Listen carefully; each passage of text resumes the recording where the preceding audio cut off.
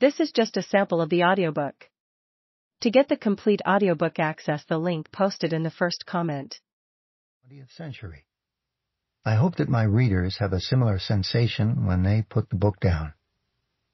If I have done my job properly as a biographer, they will willingly suspend their knowledge of how the story ends and allow my narrative to transport them back into Lincoln's world, where they can walk with him as his life unfolds, sharing in his humanity. In my original preface, I claimed that I was presenting not the Lincoln of myth and legend, but the actual man of history.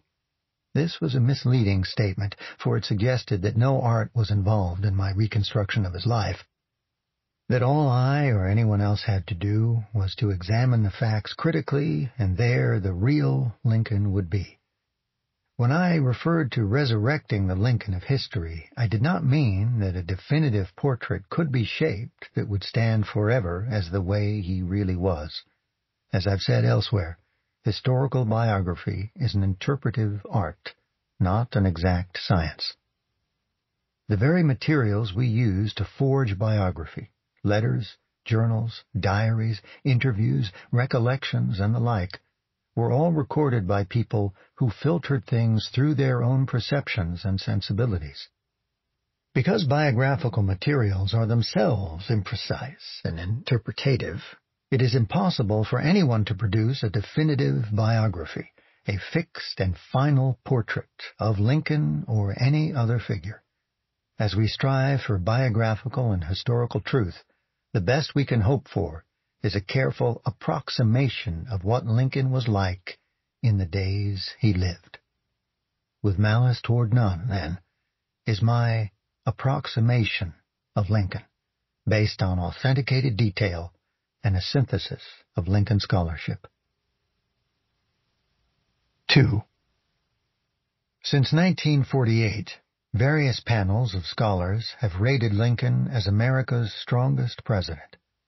I had the honor of participating in the most recent poll, C-SPAN's 2009 Historians Presidential Leadership Survey. In it, a cross-section of 65 presidential historians ranked Lincoln the best of 42 presidents on the basis of his powerful leadership in managing the worst crisis the nation has ever faced. His moral authority, his vision in the agenda he set for saving the Union and ultimately for eradicating slavery, his pursuit of equal justice for all, and his performance in the context of his time. I would add another category. All his political career, he was the most ardent and uncompromising champion of popular government who ever lived. I hope that my biography illustrates these points, so that listeners will have a clearer understanding of why Lincoln is almost universally regarded as our greatest president. Part 1.